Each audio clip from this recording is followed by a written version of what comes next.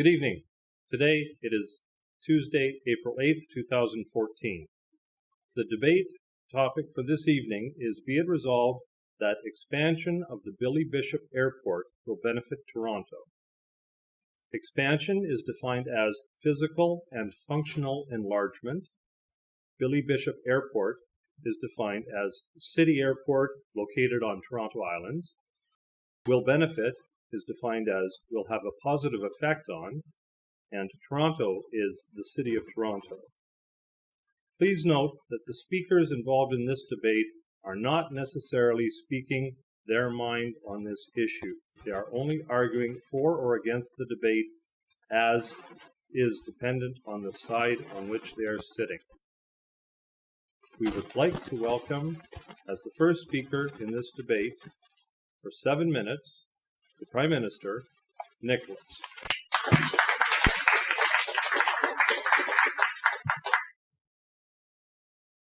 Good evening, and thank you everyone for coming and listening to this debate. The topic is, should the Billy Bishop Airport be expanded, and if it is expanded, will it benefit Toronto? Now, I talk to you as a fellow citizen of this city. I love this city, and I would never want to see anything bad happen. So I am firmly standing on this side because I am confident that this is a good move. We should expand this airport. Three main reasons to do this, and there are really not any really good reasons against it. And you will see that as our there are the now, since this is a issues debate, I will introduce with a little bit of background on the proposal. This comes in the wake of a recent request by Porter Airlines, which is the main airline that operates everything. They want to change the agreement that was agreed on between them and the municipality and the federal government that will allow them to keep the noise regulations exactly, keep the pollution regulations.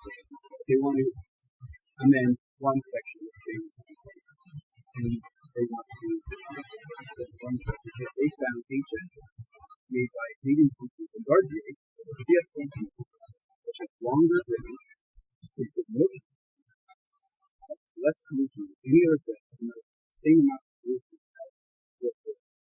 as the current order, and is why. As a matter of fact, it's in the history. So I speak to you as citizens of this city, and I know that you want to do it for the city. So I am going to convince you tonight that you should call up your city council and say, I love my city. I want to extend this airport for better travel, for better competition to employees, for jobs and the economy, and to enhance the prestige of Toronto as well as our city. For these reasons, please expand the airport. Now, my first point, better travel options. I love it. It is my airline of choice, and there's lots of reasons for it. Before you go in and for your flight, you sit down and there's this lounge. You've never been back airlines. You get unlimited drinks, you get Starbucks coffee, you get almonds, snack on, all the things your flight in, you can take as many as you like. You're completely comfortable with outlets everywhere that work in the vehicle. There's Wi-Fi for you. It's fantastic. It's cheap. It's much cheaper than airfield or the rest of the body. It makes it an easy choice as far as the go forward. You don't have to do this happen. And with this new proposal, if they will allow to forward, they'll be able to add more destinations than they can currently get with the things that they have now. They'll be able to go to places like Las Vegas, Los Angeles, Vancouver. This means more competition for the existing airlines. Even if you hate Porter, you should still support this proposal because more competition is good. If you only fly Air Canada and National Airline of course, Air Canada is going to lower their price. They have order and undercutting them for like this. And this is happening to New York, Chicago, where Florida already goes. So that's more money in our pocket and less in the free area, which is a good thing. My next point, jobs. Toronto needs this expansion will not only will have construction workers, engineers, concrete pouring, architects as jobs in the construction industry, but on top of that, there will be 1,000 new jobs of permanent border employees. This is flight, baggage, security, employees at all of the new destinations that we're going to now, and these are good paying, unionized, middle class. The City of Toronto did an economic impact study and estimated 2,000 jobs. That's nothing to dismiss. And this is coming at a time. And despite what Rob Ford said, at this point, Toronto is not coming. We need these jobs. And this expansion for no good plan. Similarly, this would be supporting industries improvements such as hotels, restaurants, taxis, as well as financial and education institutions as it attracts more business, as more people fly in and out of the area. And tax support for the city. Oh, and not to mention that Porter will be buying the jets from a Canadian company, Bombardier, for $870 million. That's not business. My final point, this expansion will enhance Toronto and bring it into light as a world-class city. Why? Well, first of all, what is prestige? Prestige means respect. It means that Toronto will become a destination, a hub of ideas and economic activity. This can be accomplished through linking with the rest of the world easier. Right now, Toronto is the 4th largest city in North America. It just became larger than Chicago. Every major city has at least 2 international airports. Toronto has 1, Chicago has 2, LA has 2, New York has 3. But why? Why do these cities have airports? Why do we need them? Well, I defer to an economic and urban planner, Richard Florida, who came out in favor of this expansion because he says that this airport expansions are always linked with economic development of cities. They create vibrancy.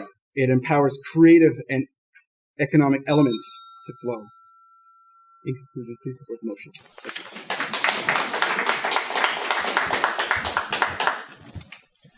Thank you, Nicholas. Mr. Prime Minister. So we have the first 7 minutes of the debate down in this current affairs debate. To oppose the remarks made by the Prime Minister, I would like to invite Gurjot as Leader of the Opposition for 7 minutes.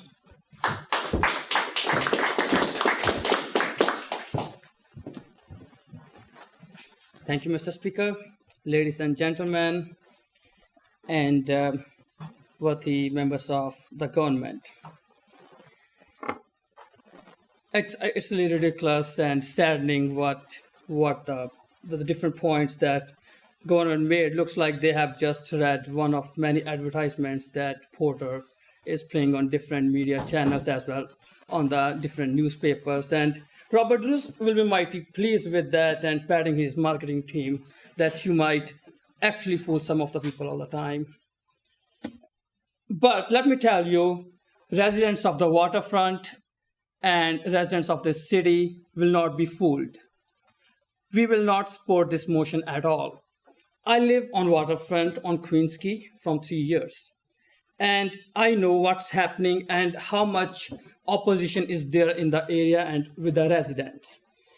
And government's all points, if I just go briefly to that before I put other points, Toronto doesn't need a new airport to become a world-class city.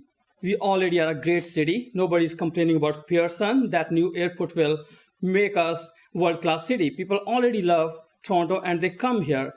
and putting a new airport here, I don't see how it will increase the prestige. And on the other hand, with the waterfront revitalization project, we want to have less and less traffic in the waterfront area and to have more space for the cyclists and pedestrians to walk there, not to have more and more taxis coming over there and cabs coming over there by congesting the waterfront area. So I don't see any prestige issue, and I don't see any tourism opportunities there, because people will not come to Toronto and waterfront is one of the main attraction of the downtown Toronto, and people will not come there to see the jets flying. They will come there to do kayaking, to do other activities, and to sit by the waterfront and have some romantic moments if they're coming with their loved ones. And jobs. Okay, so this is the main thing that the Porter Airline is proposing, that there will be more jobs. Do you know, with the proposed plan, which has been put so hastily, is just an example of the corporate bullying and lobbying. Without having any permission and have any assessment or environment assessment done, Porter has conditionally got into an argument with Bombardier that they will buy C-100 planes from them, and they have no permission. They have already signed the conditional agreement, and they do a press conference in March that we will be flying to different destinations, how good it will be that Porter will be flying to these destinations, and we will be buying the quietest whisper jet in production yet in the world. And that was so lying to the residents of the city, because Bombardier had the same day other press conference that they had those planes in development, not in production at all.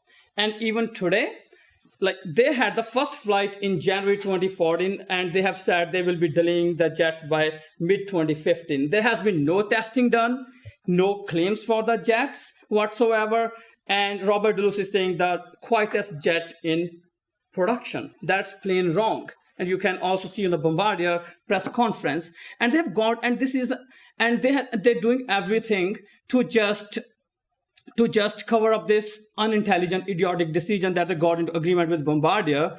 And because they have to now buy this, they have to pay money, deposit money by end of April this year. Otherwise, they will lose the contract or they will not get their money back. So that's why all these rushes that just now, let's do it before even all the reports are out. That's just making fool of all the people of the city by playing all the ads in the media without having any assessment done and giving them, and also they're saying that we will be flying to all these destinations in Los Angeles, Vancouver, and everywhere.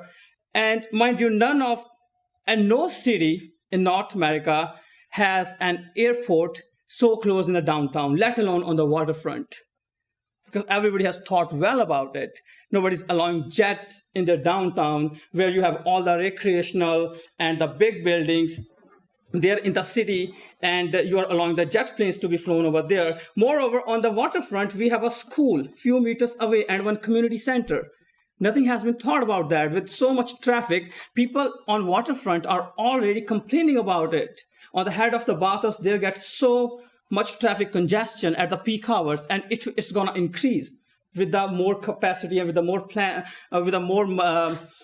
passengers being planned for the city, for the airport, without having done any urban planning, and nobody knows where the money is coming from. Even the money has not been finalized. Who is going to pay $300 million for the different things?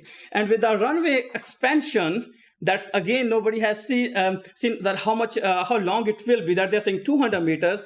And the Transport Action Ontario has said that it will increase the safety zone with the jets flying in, and that will restrict all the recreational activities around the airport. That would mean up to 1 kilometer, there will be no recreational activity being done there. And talking about the jobs, we will lose many jobs from boating, from sailing, from other people who are already working on the waterfront, then talking about the new jobs coming that nobody has even seen that how it will come there, and what will be if this proposal will go through or not, with all these things pending and looming large over there.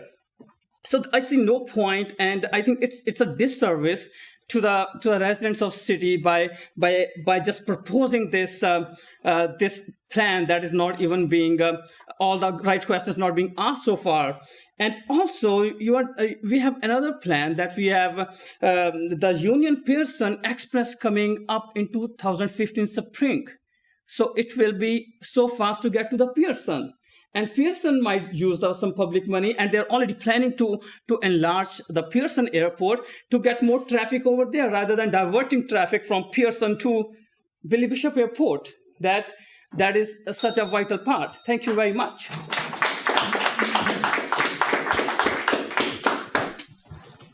Thank you, Gurjot. To wind up the government side, prior to the summations, I would like to invite for 5 minutes David to the lecture. Thank you, sir. This thing going? Right. Thank you, Mr. Speaker. Well, we've heard the arguments from the opposition. I'll take the leader of the opposition's points in order. He starts by saying that there already is opposition from residents. Well, there's going to be opposition on an issue like this. It's a rather contentious issue. Certainly, we wouldn't expect the people out who live on the Toronto Islands to be in favour of it. But we can't simply assume that because one group of residents is opposed to it, that the whole city is, or that therefore it is not a good thing for the city because those who live directly on the waterfront are opposed to it. Well, were these people opposed to the wholesale construction of condos that blocked the view of the city? These were the people who moved in down there. So it's very difficult for these people now to be leveling an accusation saying that we're going to detract from the flavor of the city. There has to be some give and take on something like this in a city of 4 million plus. Okay. He says, Toronto is already a world-class city. He said, do we need this extra infrastructure down here? Well, as the Prime Minister pointed out, it will bring in visitors and it will create jobs. And can the leader of the opposition say that we can do without these visitors and that we can do without these jobs? A little more never hurts in this case. And the opposition has to prove that that little more can hurt. And so far what I've heard hasn't done that. So to say that we already have everything we need here and don't need more is a bit of sleight of hand at the best. Okay. He says also that there will be congestion from traffic. Now, I don't know exactly what kind of traffic that he's speaking about. There is a pedestrian tunnel, or there will be very shortly, taking passengers through the pedestrian tunnel and into the normal network of hotels and restaurants and so forth downtown. So I don't see any extra traffic there. You know, there's certainly going to be an increase in the number of humans, but isn't that what we want? We want more use of the downtown because right now it's extremely dysfunctional and it is very inhuman. So there will be some human revitalization because boutiques will spring up, restaurants, park areas, and so forth that can be used by the extra traffic that comes in. He talks about a kind of waterfront mystique. Well, I don't know exactly how much waterfront mystique we have. Right now, we don't have a lot. We have a little bit around Queen's Quay. We have a little bit toward the beaches.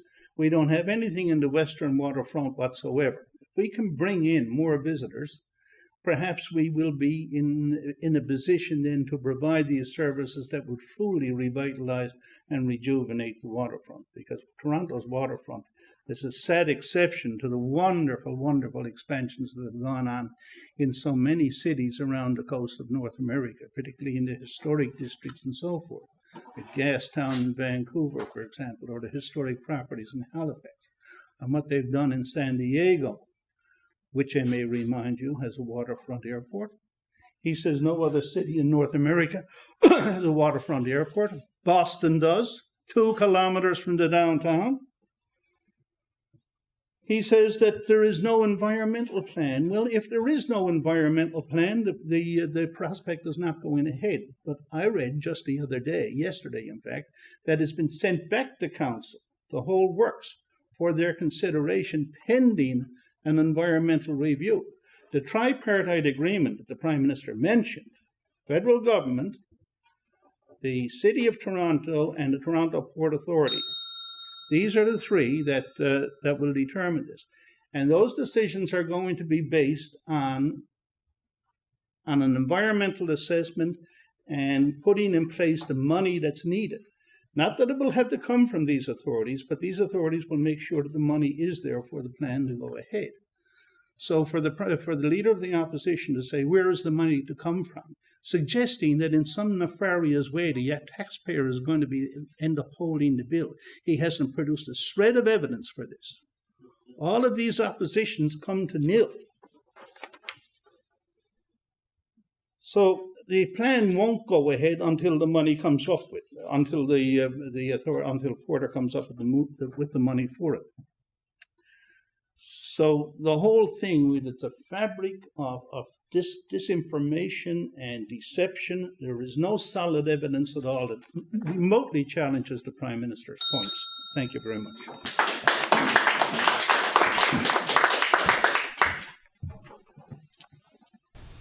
Now, we've just heard the government seconder prop up the arguments of the Prime Minister, and I will invite for 5 minutes the seconder for the opposition, a plain-speaking man, Gerry.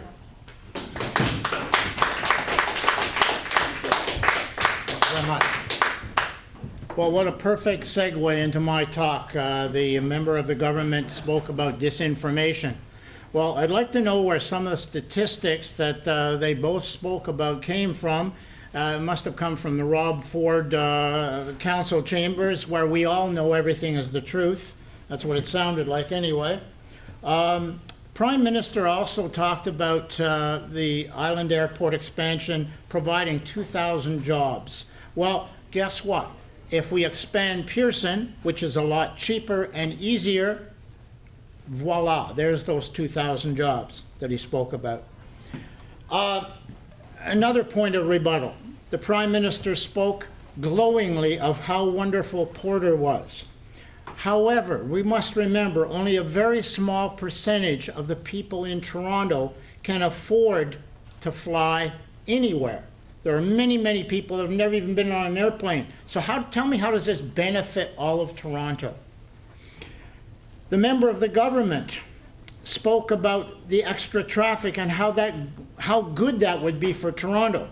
Well, try telling that to the people who go to school at Bathurst and Queens Quay, or attend the community center at Bathurst and Queens Quay, where it's already heavy traffic. You add another 20-30% in there, not a good thing for Toronto. Finally, the member of the government also mentioned that Boston had an airport only 2 kilometers. Well, that's 1.5 kilometers further than the Island Airport is from downtown Toronto. So how can that be a good thing? We're putting an airport, a busy airport already, and you want to make it busier right beside Toronto. Doesn't work. And now I'll get to my arguments. My first argument has to do with comments made to the CEO of Air Canada in 2012. When he asked the Port Authority for more access for Air Canada to the island, he was told that the airport was already at capacity. Well, figure how that works. If it was at capacity in 2012, now they want to increase more. He was further told that there was no urgency to have jets at Billy Bishop, and that public interest must prevail. If that was the official stand in 2012, then what has happened since then? My second argument might shed some light on that question. On April the 1st of this year, Toronto Council voted 44-0 to negotiate. Remember, negotiate, not support, agree, or anything, just talk, with the Port Authority concerning jet use on the island. In a later vote that same day, Council voted 40 in favor, 4 against, to a set of criteria to ensure that various things were covered before any further thought to expansion could occur. Here are the 4 things. About $300 million of infrastructure would have to be paid by the airlines.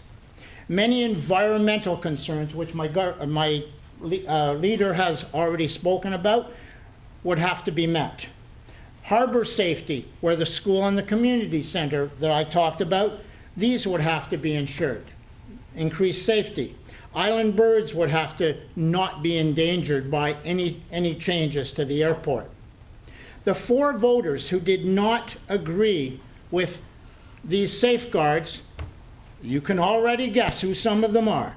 Mr. Rob Ford, Mr. Ford's brother, and 2 of his sidekicks. Porter Airlines seems to have very deep pockets, and the Ford and his cronies seem to be in those pockets. Anything Ford is in favor of is a good reason to oppose this. My third argument has to do with democracy and the will of the people. Former Mayor David Crombie says that citizens define a city. He compares the island airport issue to the Spadina Expressway issue of the 60s and 70s. People must ask now, like then, what kind of city they want. A recent telephone public opinion poll found that only 37% of Toronto's citizens would approve of jets on the island. This poll, which is accurate to 3%, should be the bottom line. If citizens truly define a city, and we truly do live democratically, then if only 1/3 of a city's people favor something, then that thing should not happen. Finally, let's look at the name of the airport. Billy Bishop, not a jet fighter airport.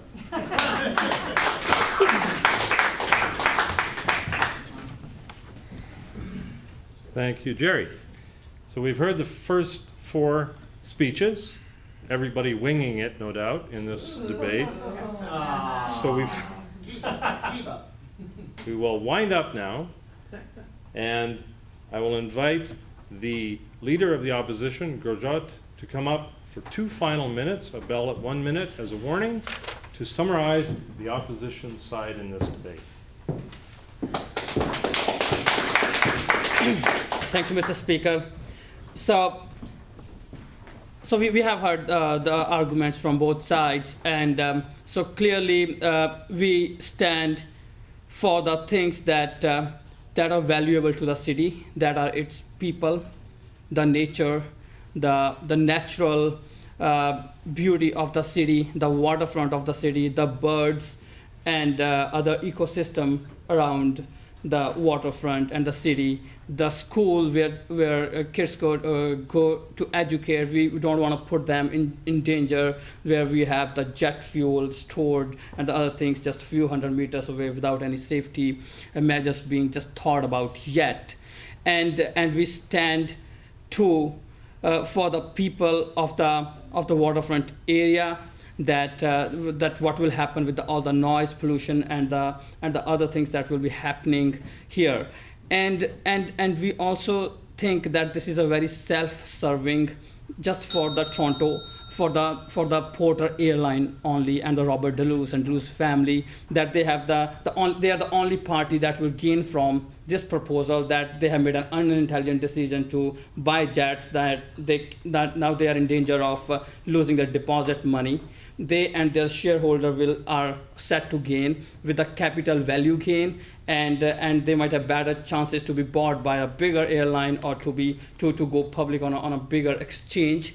And it serves nothing, and it doesn't bring anything for the people of the great city of Toronto. We ask you to please join us in this noble cause to oppose this vicious motion. Thank you very much.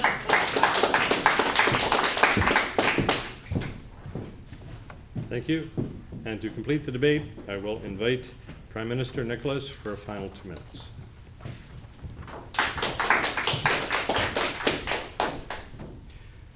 Good evening. Did you catch that?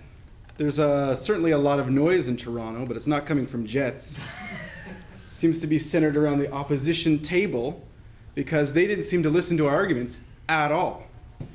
So we're not talking about some fantasy expansion plan that they're talking, oh, well, you know, money's going to come from here, money's going to come from there, the airport's runway is going to be a kilometer long. No, we're talking about the expansion plan in front of us right now as it's written, and that is a marginal increase in runway, no difference in noise, no difference in pollution. What the plan is no different from what's there now except for the runway. And they've come up with all this nonsense. Oh, it'll hurt the birds. There's an airport there now. Oh, I don't like the look of planes. There's an airport there now. We're talking about a marginal change that will have lots of benefits. And those benefits are, once again, better travel options. Better for people who use the flights. More competition for people who don't use the flights, because that's better for everyone. More jobs, 2,000 jobs. And they said, well, the jobs can go to Pearson. Well, guess what? You can have duplicate roles if all the jobs go to Pearson. It's impossible. You can't have, having 2 airports means more jobs for security, baggage handlers, etc. And it supports Toronto businesses when people come into the city, because airports are two-way, aren't they?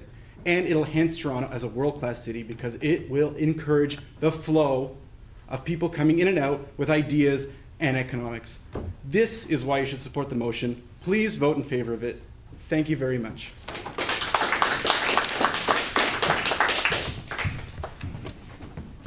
Thank you. That's the debate. And now to adjudicate the motion expansion of the Billy Bishop Airport will benefit Toronto, I'd like to invite Dave H. to the front for 7 minutes with a bell at 6.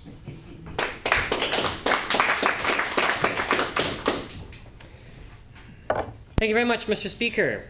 Well, first of all, congratulations to the debaters. This is a current affairs debate, so you've only had a few days to research it, but of course it's in the news, it's what everyone's talking about, and I'm glad that we could join in the fun tonight, so thank you, debaters. Okay, so I'm going to talk about the debate in terms of all of the different pillars that we look for, that, for example, the argument, content, rebuttals, teamwork, and style. So first, I'm going to talk about the different arguments that the debaters brought into the debate. From the government side, we heard about travel options, competition, jobs, economy, prestige, and that type of thing. And then from the opposition, we heard about corporate behavior, comparison with other cities, the Pearson link, values, at capacity about Pearson, and negotiation criteria with City Council, and a comparison to urban planning issues of the 60s and 70s. So that's where the issues came from. Individually, however, the opposition brought more individual and unique arguments to the table than the government. In fact, I found that the government side, the Prime Minister did a great job bringing up all of these great points, and your introduction was extremely well received. However, the opposition seconder spent more time with rebuttals that we'll get to, and not as much time shoring up those arguments and bringing new arguments to the table to help your side. So in terms of argument, the opposition kind of tips the balance there in terms of the individuals on the debating team that spent more time introducing new arguments and bolstering with new points.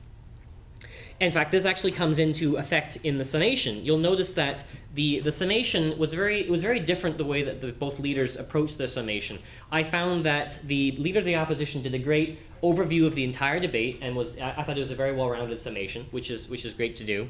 And I found that the summation from the government was a bit defensive. It sounded like, oh, did you hear that noise? And you reminded us of all of your points, which is what you're supposed to do in a summation, but you're also trying to bolster those points at the same time. And that's really the job for your seconder. So your government seconder kind of left you hanging a little bit, which is why you had to do that bolstering work in your summation. So a little bit, I could see what you're trying to do there, and you managed to do what you could, but it only had 2 minutes. So good work there, but it was a little bit late. So that's our argument. Moving on to content, we had a lot of great content in here. We had lots of great numbers, we had city council references, we had examples of other cities, we even got down to measuring the exact distance between different cities and airports. And something that was great to see is I actually got a lot of content that actually met the other points of content that were brought up by other sides. For example, we really got into detail about how much city support there is. There was a rebuttal point about special interest groups, how much do they really have over what the city really feels, and then we had an argument brought up from the opposition that talked about, well, it's 37% plus or minus 3, and that's an actual city support, and I thought, oh, that's great, question asked, question answered. They were able to find out exactly how much, and that piece of evidence came up just at the right time. We heard about the Transport Action Canada has a 1 kilometer exclusion zone. We have the cost of the jets, and we hear about the other cities. There was a lot of quotes from economists, urban planners. Great content. This is basically a pretty even split for both sides. This was really well done. Great content, everyone. Rebuttal and refutation. This is where the government actually really shines. The government seconder rebuttal. This is, in fact, I just wrote here, shine. Every single point you actually demolished. I thought, like you hit each and every one that they said, all of their rebuttals and their arguments. You took them down and you met them and you really destroyed them, and you did such a good job at that. That's where all your points came from, which is why I was talking about before, where you didn't really have time to bolster your partner's arguments with your own arguments. So it was great job in the rebuttal, but if you'd done a little bit less great of a job and did an average job, a satisfactory job, you could have had some time to help your case. So that's great there.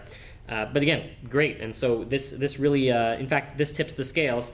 The opposition also has some great rebuttals. In fact, leader of the opposition, when you characterize the governments as just rehashing some marketing statements that you've seen on billboards, I thought that was a great preemptive rebuttal to make to your actual individual rebuttals. That had a lot of power and a lot of weight, and it really did kind of demolish the spirit and the tone that was coming out of the government.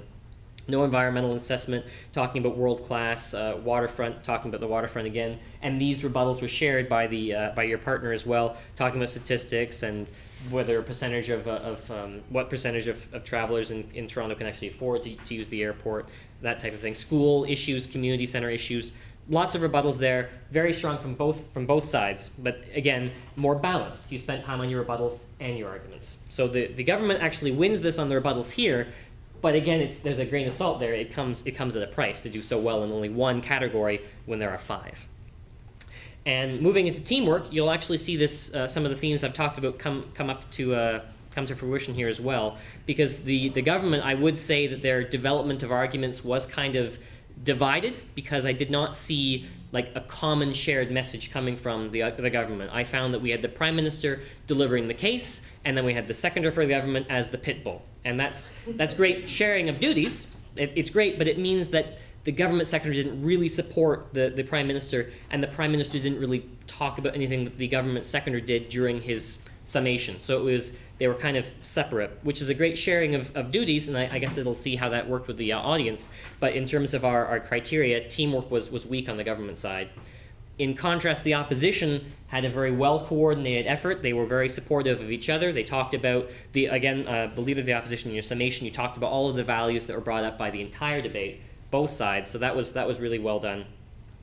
And so in this side, the opposition takes the teamwork scale as well. So when you cooperate and when you work on all the categories together, it spills over into other categories. Talking about style and rhetoric, I would say a uniformly very well performed debate tonight in terms of style. This was very well connected with the audience. I found that everyone was very passionate, everyone was well informed, everyone was eager to get across their research and their points to the audience. And so that's great. I love the quotes that were thrown in. These arguments will not fly. That was fun. Some great flow. I'll say a couple of particular comments of critique. Is the Prime Minister during your summation, you directed a lot of your points to the opposition, like you clocked right down at them and you looked at them. Try not to do that. You're not going to convince them of anything. Talk to the House. Even like your government seconder rebutted everything they said, but rebutted towards the audience. So that's one thing. Just keep looking at the House. Address your comments to the House or the chair. And I'll say another one comment here. The leader of the opposition. This isn't a critique actually. I would say that it didn't look like you were reading at all. You were very well connected with the audience. I thought your style was fantastic. That's the gold standard of the type of style we'd like to see. So excellent job, Gurjot, as the leader of the opposition. And actually for that, your very well-rounded presentation, you received the best debater of the evening. So congratulations for that. And to round out the presentation, the final score was the opposition has won the debate with a score of 68 to the government's 59. So if I could see the leader of the opposition for the Adjudicator's Cup, please. Congratulations. Mr. Speaker.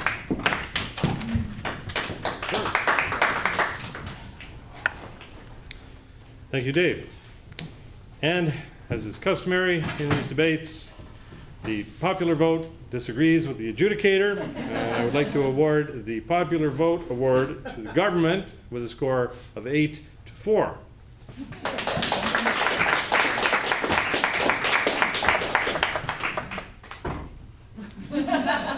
Thank you.